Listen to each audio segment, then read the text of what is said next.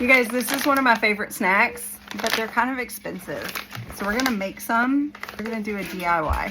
So the first thing I did was look at the ingredients. I thought was that these were little pieces of pomegranate. They're not. They're pomegranate flavored apple chunks. I'm like, I can do that. Put them in a jar. All right, I have this pomegranate juice. I'm gonna pour it into the apples. So I'm kind of making this up as I go along. I am just gonna set this in the fridge for probably a couple of days. Our apples have been steeping in the pomegranate juice for a few days now. I'm gonna go ahead and strain it out.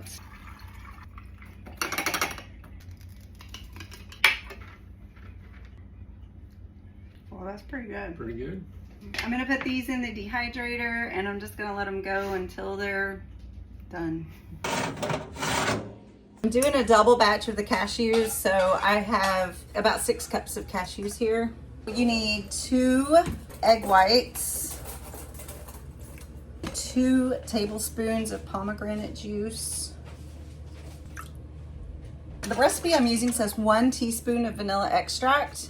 We're doing a double batch, so we need 2 teaspoons. But y'all already know we're gonna doctor this up. So I need to order more of these beans. I have really enjoyed baking and cooking with them. And now that it's like holiday baking season, I need some more. So we're gonna get all the lovely caviar out of our vanilla bean pod. And listen, I don't throw my pod away because it can be used for something else. Do you remember our vanilla bean honey? A little bit in here. I just think it sounds yummy. Oh, look at all that vanilla bean goodness. I'm gonna scrape that off because that's just more like vanilla caviar. Like a little bloop. Vanilla bean honey. If you didn't watch this video yet, I'll tag the video in the description. I have this date sugar that I want to use. A quarter of a cup of date sugar. I'm gonna do a quarter of a cup of like our just evaporated cane sugar. So now we have to blend this up until it's frothy. And I'm hoping I don't make a mess.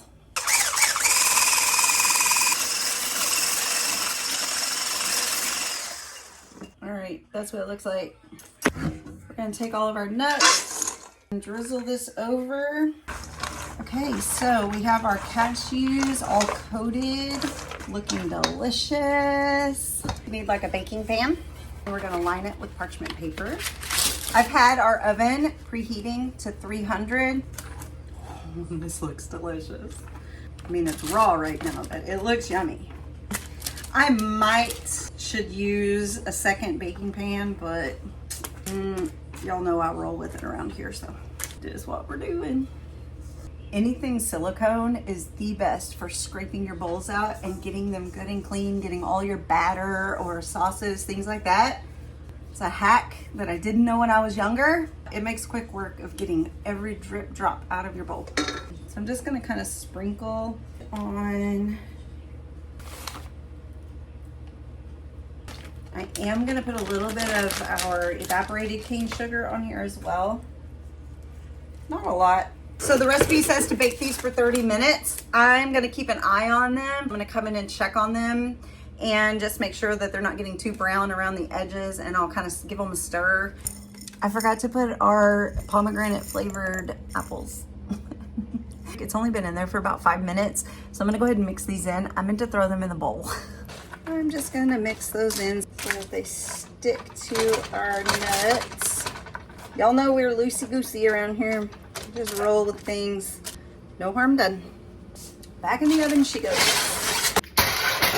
We're just gonna let them sit and cool off. They're gonna crisp up. Oh my gosh, it smells so good. When they're completely cool, you can just kind of break them up into like chunks, and you're gonna store them in a jar with a tight lid. So good. And we can control the ingredients. That's the best part.